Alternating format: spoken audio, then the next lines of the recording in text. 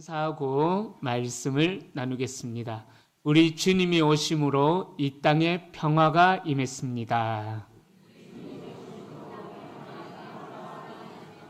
아멘, 아멘. 우리 주님께서 오셔서 반목과 전쟁과 시기가 가득한 이 땅에, 또 불의가 가득한 이 땅에 모든 불의를 제거하시고 하나님의 샬롬의 평화가 임하게 된 줄로 믿습니다. 우리 온 성도님들에게도 이 종료주의를 맞이하여서 그 평화가 임하기를 축복합니다. 자, 오늘은 본문 말씀으로 평화의 왕으로 오신 예수님, 평화의 왕으로 오신 예수님이라는 제목으로 말씀 나눌 때에 하나님께서 오늘도 은혜 주실 줄 믿습니다. 오늘은 여러분들이 잘 아시는 것처럼 종료주일로 지킵니다. 이 종료주일은 여러분들 신앙생활 오래 하신 분들은 70번 넘게 80번 넘게 이 종료주일에 대한 말씀을 들으셨을 것입니다. 이 종료주일은 여러분들이 잘 아시는 것처럼 예수님께서 십자가를 지시기 위하여서 이제 마지막 이 땅에서의 일주일의 삶을 남겨놓고 주일이죠. 이 일요일에 예루살렘에 입성하신 날을 기념하는 날.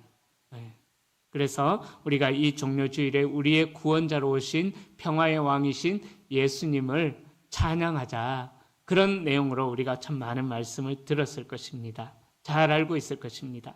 자, 이 예루살렘의 입성 장면은 우리가 많이 반복해서 들었기에 너무나 잘 아는 이야기지만 다시 한 번 더 오늘 이 절기를 맞이하여서 이 종료주일에 담긴 예수님의 오심의 의미를 생각해 보면서 우리가 은혜를 나누고자 합니다. 여러분들이 만약에 평생에 기다려온 구원자를 만나게 되었다면, 여러분들이 평생 기다려오셨던 구원자를 만나게 되었다면 그 구원자가 여러분들에게 과연 어떤 모습으로 나타나기를 원하십니까? 여러분들은 보통 아마도 이 현실에서 겪고 있는 문제를 단번에 해결해 줄, 우리의 죄를 해결해 주시기 위하여 오신 예수님은 우리가 익히 잘 알고 있고요. 그 개념을 떠나서 여러분들이 기다려왔던 구원자는 아마 대부분의 성도님들이 현실에서 겪고 있는 내 마음을 어렵게 하는 그 문제들을 단번에 해결해 줄 수 있는, 우리의 마음에 애타는 그 간절한 소원들을 육신의 문제든 재정적인 문제든 영적인 문제든 또 정신적인 문제든 그 모든 어려움들을 단번에 해결해 줄 그런 구원자들을 대부분 기대하실 것입니다. 오늘 본문에 나오는 예루살렘 사람들 역시 그런 기대감을 품고 예수님을 맞이했습니다. 그런데 예수님께서는 그 예루살렘 사람들의 기대와는 전혀 다른 모습으로 그 예루살렘 성에 입성하십니다. 평화의 왕으로 오셨습니다. 오늘 말씀을 통해서 또 평화의 왕으로 오신 예수님을 우리가 어떻게 맞이해야 될까 살펴보면서 우리가 깊은 깨달음이 있기를 소망합니다. 첫 번째로 유월절을 맞이한 예루살렘의 분위기에 대하여서 오늘 본문은 이야기하고 있습니다. 아주 흥분해서 들떠있는 그 민중들에 대한 이야기가 12절부터 13절에 나오죠. 자, 예수님께서 유월절을 앞두고 예루살렘에 입성하셨어요. 자, 유월절은 여러분들이 잘 아시는 것처럼 이스라엘 백성들이 애굽에서 400년이 넘도록 종살이를 하다가 해방된 날, 하나님께서 피, 개, 이, 파, 악, 독, 매, 장, 자, 이 10가지의 재앙을 애굽 땅에 쏟아 부으셨고 도저히 견디다 못한 이제 바로가 이스라엘 백성들에게 자유를 주면서 그렇게 이스라엘 백성들이 자유를 경험한 해방된 것을 기념하는 절기가 바로 이 유월절 절기입니다. 영적으로 이 유월절을 이야기하자면은 죄의 지배 아래 있던 우리 모든 이 땅에 호흡하는 사람들이 예수 그리스도의 십자가의 은혜로 말미암아 죄의 종에서 하나님의 아들로, 죄의 백성에서 하나님의 백성으로 옮겨진 것을 기념하는 절기가 또 이 유월절의 의미라고도 해석할 수가 있습니다. 그러기에 이 당시 시대 사람들은 로마라는 지배 아래에 있었기 때문에 그 로마로부터 해방시켜줄, 그 식민지로부터 해방을 시켜줄 정치적인 메시아를 기대했다라는 것입니다. 그들은 로마의 식민지 아래 억눌리고 있었기에 늘 유월절만 되면은 하나님 앞에 간구하는 거예요. 하나님, 우리를 이 로마의 식민지에서 이제는 벗어나게 해 주십시오. 옛날 신구약 중간 시대 때 마카비 혁명을 통해서 이스라엘이라는 그 조그만 나라가 해방이 되었던 것처럼 우리 지금 이 살아가는 이 시대에도 우리를 로마로부터 구원해 줄 정치적인 왕, 강력한 왕을 보내주십시오 라고 6월절만 되면은 그렇게 간절한 소망을 가지고 6월절 절기를 지켰습니다. 그러기에 당시 유대 사회는 정치적인 해방을 바라는 그러한 목적이 아주 강렬하게 열망으로 타올랐던 것입니다. 그런데 이번 6월절은 좀 특별한 6월절이었습니다. 11장에 특별한 이유가 나오는데 바로 얼마 전에 어떤 일이 있었냐 하면은요, 죽은 나사로를 살리신 예수님의 기적이 11장에 나옵니다.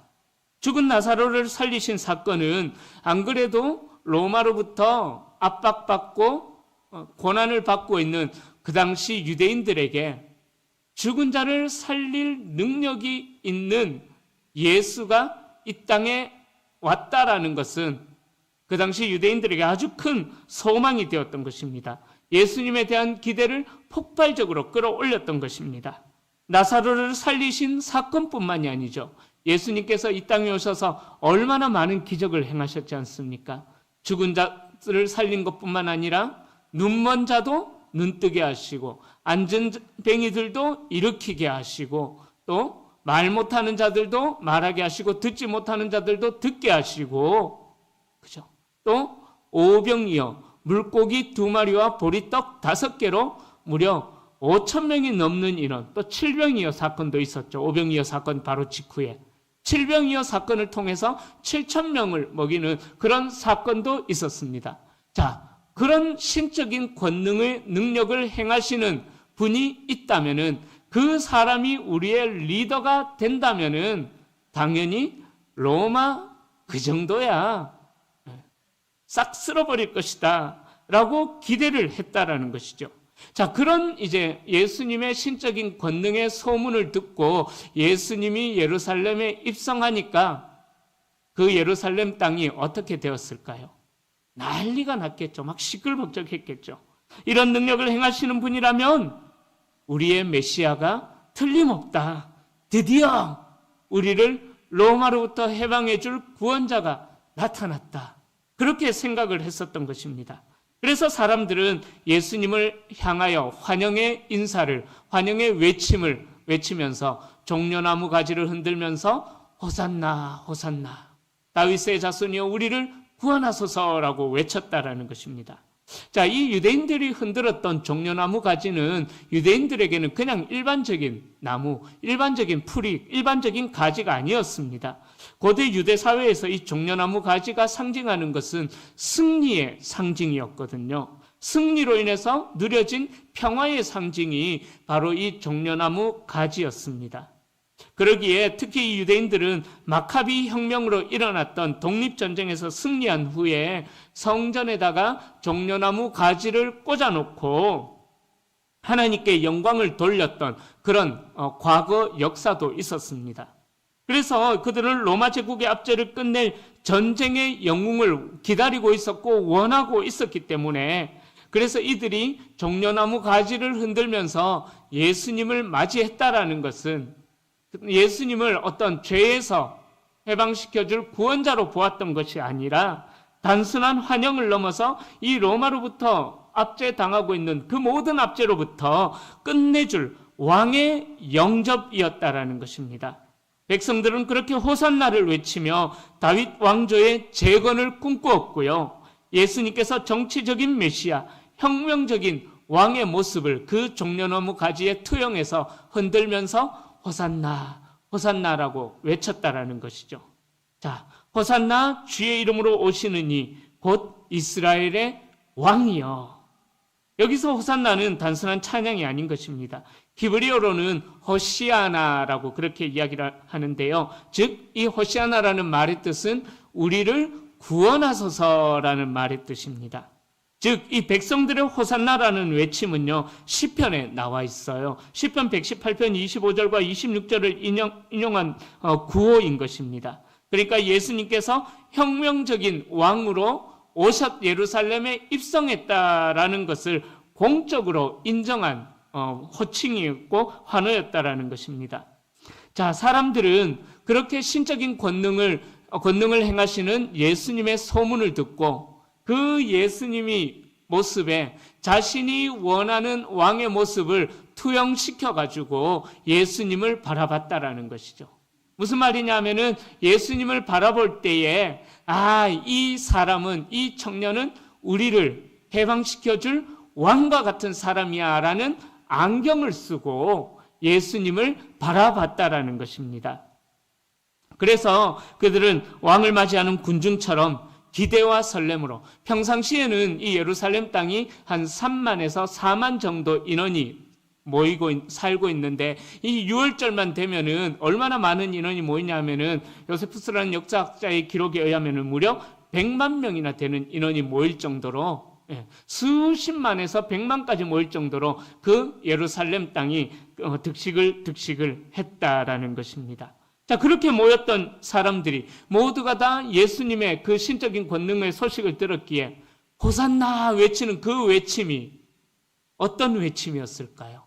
아마 수십만 명의 인원이 모여서 호산나 외쳤기 때문에 아마 지축이 흔들릴 정도로 정말 전율이 돋는 그런 외침이 아니었겠습니까?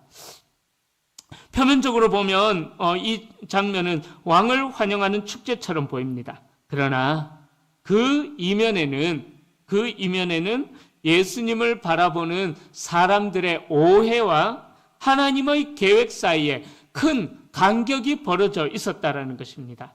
사람들은 말씀드렸던 것처럼 그렇게 정치적인 왕을 기대했지만 하나님께서는요, 역사적인 절기의 시간을 통해서 예수 그리스도를 통한 구속 사역을 드러내신다라는 것입니다.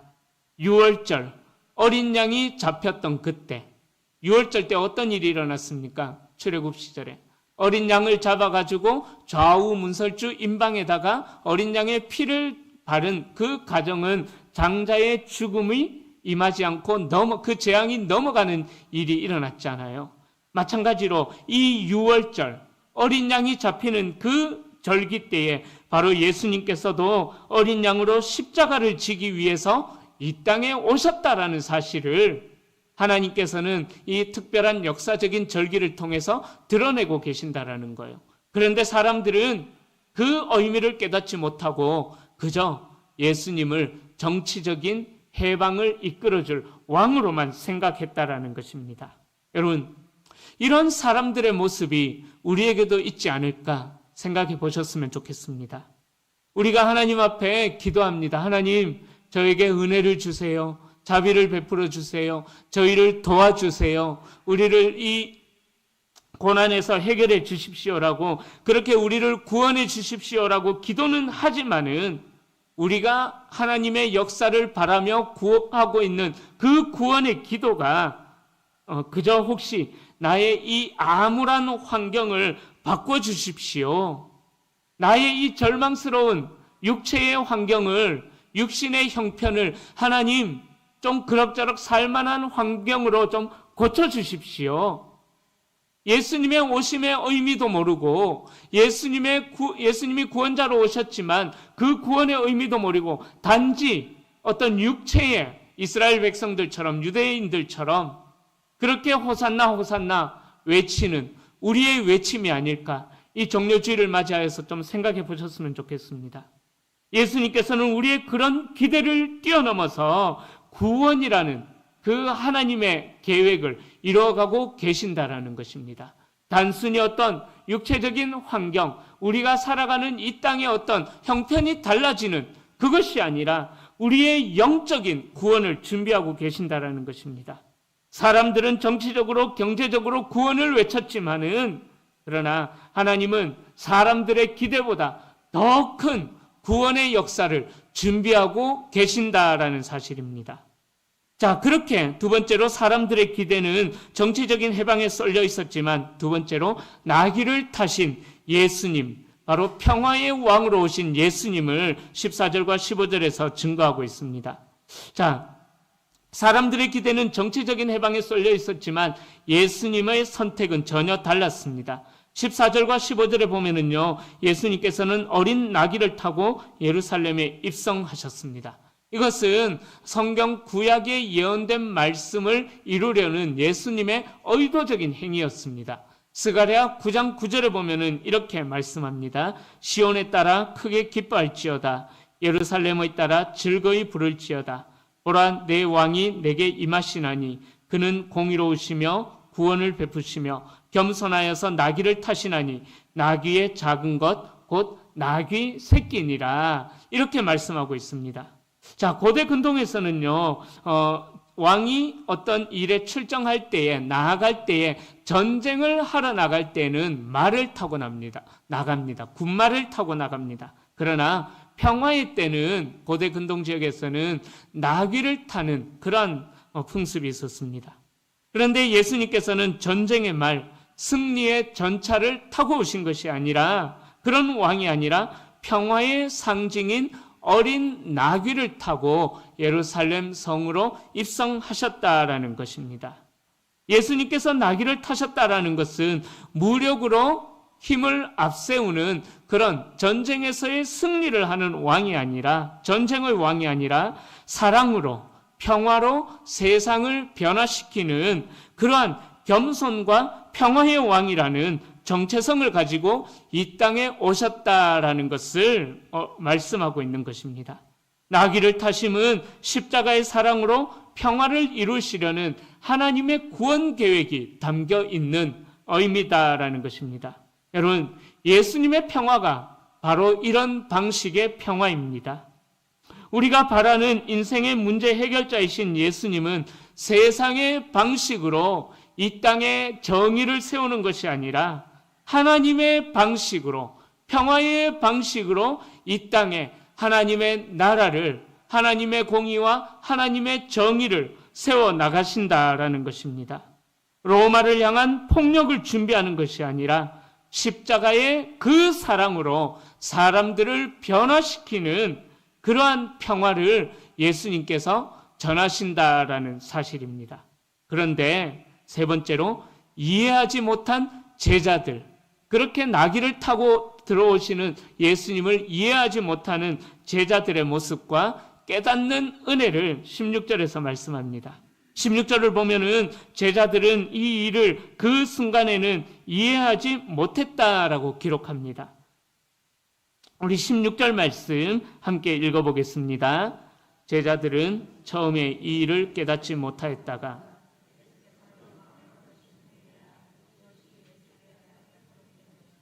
사람들이 이같이 한 것임이 생각났더라. 아멘. 자, 제자들은 예수님이 나귀를 타고 들어오시는 그 행보를 이해하지를 못했습니다. 왜 나귀를 타셨는지, 또 왜 사람들은 환호를 했는지, 또 왜 이 길이 십자가로 향하는 길인지 제자들은 전혀 이해하지를 못했습니다. 예수님께서 이 일이 있기 전까지, 이 마지막 일주일이 있기 전까지 예수님을 따르는 그 무리들과 또 마지막 일주일을 남겨두고 그때 예수님은 순환고지, 이 십자가와 부활 사건을 수시로 이야기하고 가르치셨습니다. 그럼에도 불구하고 제자들은 자기가 바라던 예수님은 그러한 모습이 아니었기에, 십자가에 달려서 비참하게 죽는 죄인의 모습이 아니었기에 제자들은 이 예수님의 행보를 전혀 이해하지를 못했고 깨닫지도 못했다라는 것입니다. 요한복음의 저자가 이 말씀, 16절의 말씀을 기록한 이유가 바로 그것입니다. 요한복음은요, 성령의 조명이 없이는 예수님의 사역과 예수님의 십자가의 의미를 이해할 수 없다라는 사실을 강조하고 있는 것입니다. 제자들이 깨닫지 못했던 것처럼 이 요한복음의 저자인 요한은 성령이 깨닫게 해주셔야지만 그 십자가의 의미도 이해되어진다라는 것을 말씀하고 있는 것입니다. 사랑하는 성도님들, 마찬가지입니다. 우리들도 역시 하나님의 그 계획을 이해하지 못할 때가 있습니다. 우리의 눈에 보이는 상황은 실패처럼 보이기도 합니다. 하나님의 계획이 도대체 나의 현실에서 어떻게 이루어지고 있는가 답답함을 느낄 때도 있습니다. 그러나 우리의 기대와 달리 하나님의 계획은 우리의 기대와 다를 수 있지만 하나님의 방법은 가장 완전하다라는 믿음이 우리에게 있어야만 합니다. 때로는 하나님의 섭리를 당장은 이해하지 못하지만 시간이 흐른 뒤에 하나님의 뜻을 깨닫고 감사하게 된다라는 것이죠. 시간이 지나서 뒤돌아볼 때에 비로소 고백할 수가 있는 것입니다. 주님께서 그때 나를 인도하셨구나. 지금 내가 걷는 이 길이 혹 굽어도는 수가 있어도 내 심장이 울렁이고 가슴이 아파도 그러나 내가 여전히 하나님을 신뢰하는 고백은 하나님은 실수하지 않으심이라. 그 찬양의 가사처럼 하나님은 우리를 위하여 완전한 계획을 가지고 계시고 그 계획은 실패하지 않은 계획이다라는 것입니다. 고난주간을 앞두고 있는 오늘 이 종료주일에 우리를 향한 하나님의 뜻을 우리는 지금 당장은 이해하지 못한다고 할지라도 우리를 위해 놀라운 계획을 갖고 계시는 하나님을 신뢰하면서 묵묵히 또 우리에게 주어진 이 믿음의 길, 고난의 길일지라도 사명의 길을 걸어가고자 결단하는 우리 성도님들이 될 수 있기를 축복합니다. 자, 이제 예수님의 기적을 목격한 무리들에 대한 이야기가 네 번째로 17절과 18절에서 말씀합니다. 17절에 이렇게 기록합니다.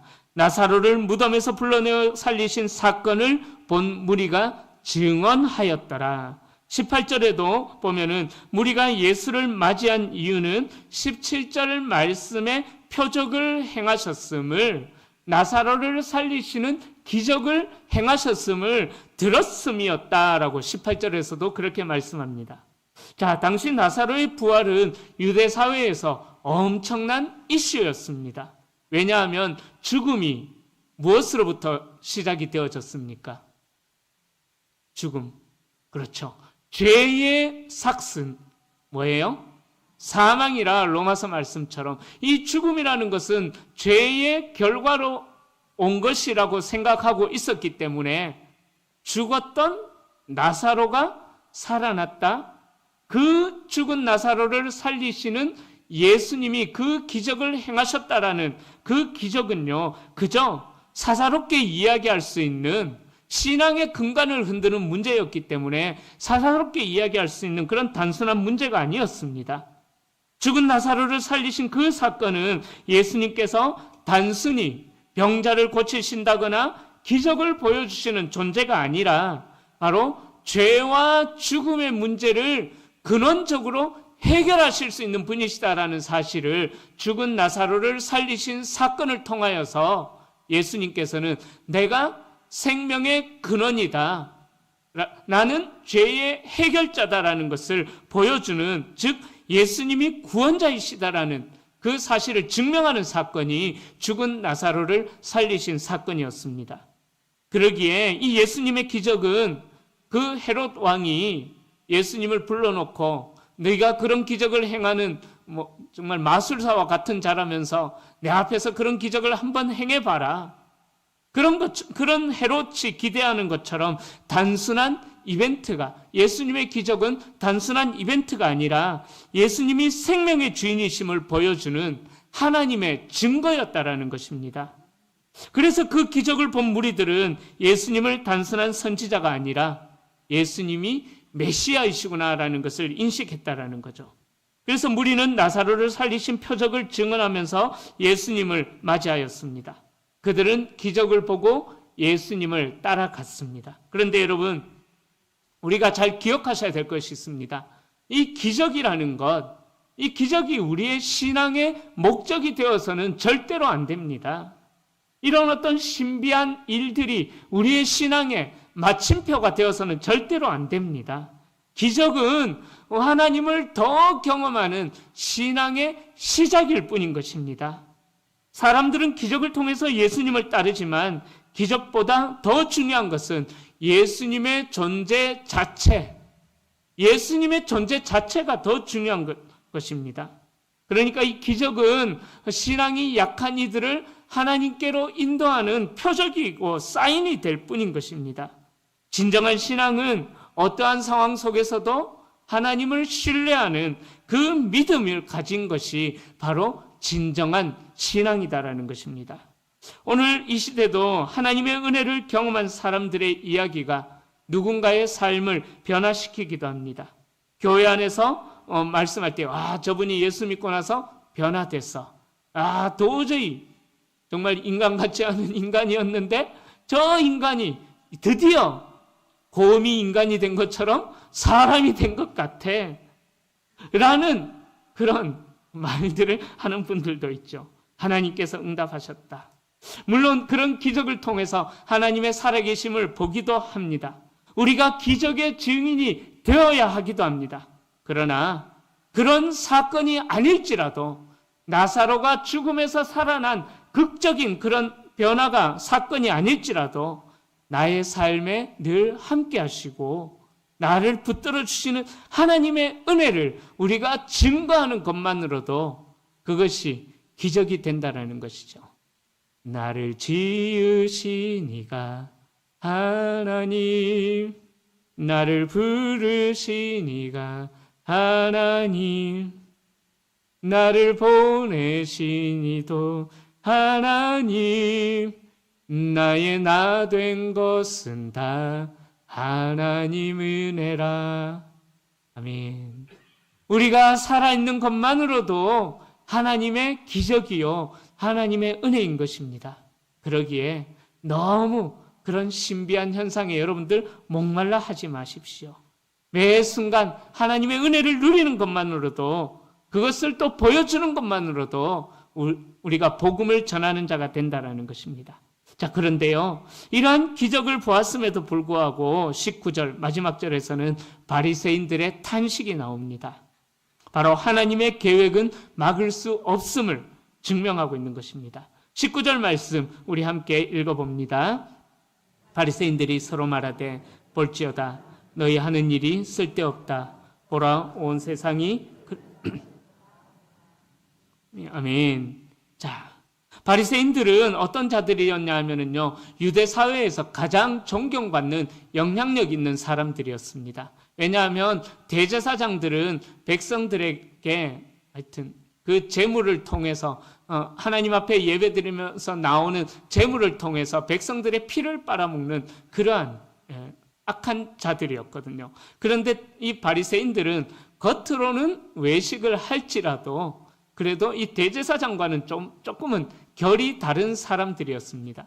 대제사장들은 실제적으로 백성들을 압제하는 존재들이었지만은 이 바리새인들은 그래도 일주일에 몇 번씩 금식하고 11조도 꼬박꼬박 잘하고 겉으로는 좀 종교인다운 그런 모습들이 있었기 때문에 덧진 개친이었지만 대제사장과 비교해서 조금 더 나았다라고 생각했기 때문에 백성들은 바리새인들을 응원하면서 어쩔 수 없이 응원하면서 그들이 대제사장들과 맞서기를 원했다라는 것이죠. 그러니까 가장 영향력 있는 종교 그룹이 이 바리새인들 그룹이었거든요. 율법도 철저히 지키고 이스라엘 민족의 정체성과 종교적인 순수성을 지키는 것을 사명처럼 여겼던 그런 사람들입니다. 그런데 세례 요한이 죽고 세례 요한을 따랐던 사람들이 자기들에게도 돌아설 줄 알았는데 예수라는 자가 등장하면서 세례 요한을 따랐던 사람들도 예수를 다 따라가고 또 기적을 행하시는 예수님을 보니까 사람들이 따라다닐 수밖에 없겠죠. 자, 그렇게 예수님의 사역이 갈수록 확산되고 특별히 나사로를 살리신 사건 이후에 유대민족 전체가 이제 바리새인들을 따르는 것이 아니라 예수님을 따라다니는 그런 일들이 일어났습니다. 그런 배경에서 이 종려주일날 예수님이 예루살렘에 입성하시니까 백성들은 종려나무 가지를 흔들고 왕을 맞이하듯 그 예수님을 영접하는 모습을 보니까 바리새인들의 입장이 안이 꼬운 거죠. 그죠? 견딜 수가 없는 거죠. 그래서 이 19절은 한마디로 말해서 이제 그냥 다 끝나버렸다. 저 사람들은 우리에게로 돌아오지 않는다. 우리를 따랐던 모든 자들이 다 예수께로 가버렸다. 예수에게로 가버렸다. 바로 자포자기, 패배를 선언하는 것이었습니다. 우리가 애써도 아무런 소용이 없다. 온 세상이 저 예수라는 사람을 따르고 있지 않느냐. 그런 의미인 것입니다. 그런데 이 19절 말씀의 원어 표현을 조금 더 해석해 보면은요, 여기서 온 세상이라는 말은 문자 그대로 전 세계라는 그런 뜻이 아닙니다. 이 표현은 바리새인들의 과장된 표현인 것입니다. 즉, 이제 상황이 끝났다. 모두가 그를 따른다. 무슨 말이냐면 자신들이 통제할 수 없는 현실을 인정한다. 그런 의미인 것입니다. 그러니까 예수님의 등장은 당시의 바리새인들의 종교적 사회적 권력을 무너뜨리는 위협이었다라는 것이죠. 바리새인들은 종교적인 엘리트 체제 속에서 자신들의 통제가 무너지는 것에 불안했고 그 위기의식이 고스란히 19절 말씀에 담겨 있는 것입니다. 자, 그렇게 바리새인들은 이 상황을 자신들의 실패로 받아들였지만 그러나 이들의 말은 그들의 실패로 끝나는 것이 아니라 바로 영적인 의미에서 복음이 온 세상으로 퍼져나간다라는 예언적 선포가 되었던 것입니다. 예수님의 십자가 사건 이후에 온 세상이 복음을 듣고 예수님을 따르기 시작합니다. 그러니까 요한복음 전체 맥락에서는요, 이것이 바로 하나님의 구원 계획일 뿐만 아니라 유대인들, 이방인들까지 포함해서 모든 민족이 이제 그 악한 시대가 끝나고 모든 민족이 예수 그리스도를 통해서 예수를 따르게 될 것이다. 하나님의 나라의 백성이 될 것이다. 라는 상징적인 의미가 이 19절 말씀에 들어있다라는 것입니다. 자, 그러니까 이 19절은 종려주일 사건 속에서 단순한 탄식이 아니라 하나님의 나라가 이 세상 속에 임했다라는 그러한 선포와도 같은 의미가 있는 중요한 구절인 것입니다. 실제로 요한복음은 12장 이후부터 예수님의 공적인 사역이 마무리가 되어지고요. 십자가 사건과 부활을 향해서 12장 이후로 전개가 되어집니다. 예수님의 왕되심을 더 이상 막을 수 없는 그 현실을 요한이 증거하고 있는 것입니다.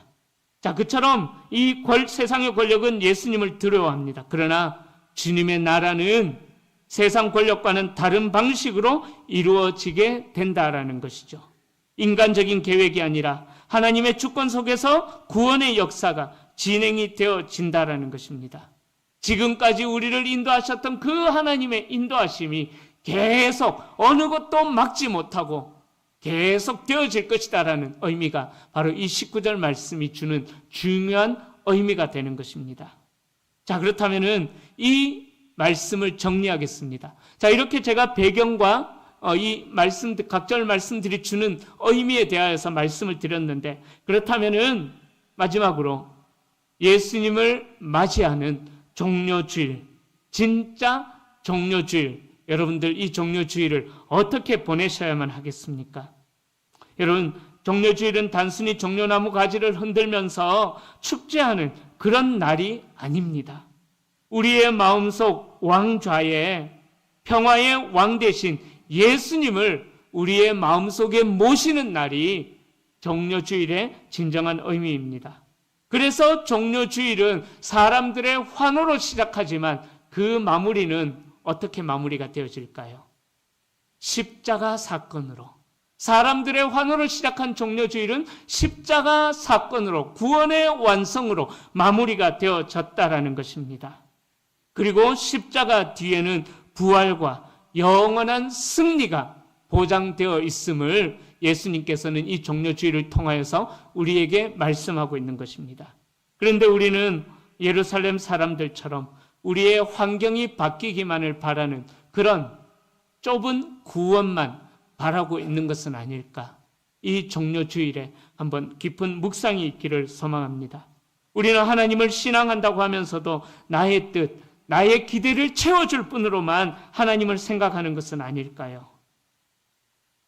오늘도 많은 사람들이, 또 많은 그리스도인들이 예수님을 문제 해결자로만 생각하면서 종려 가지를 흔들 수도 있습니다.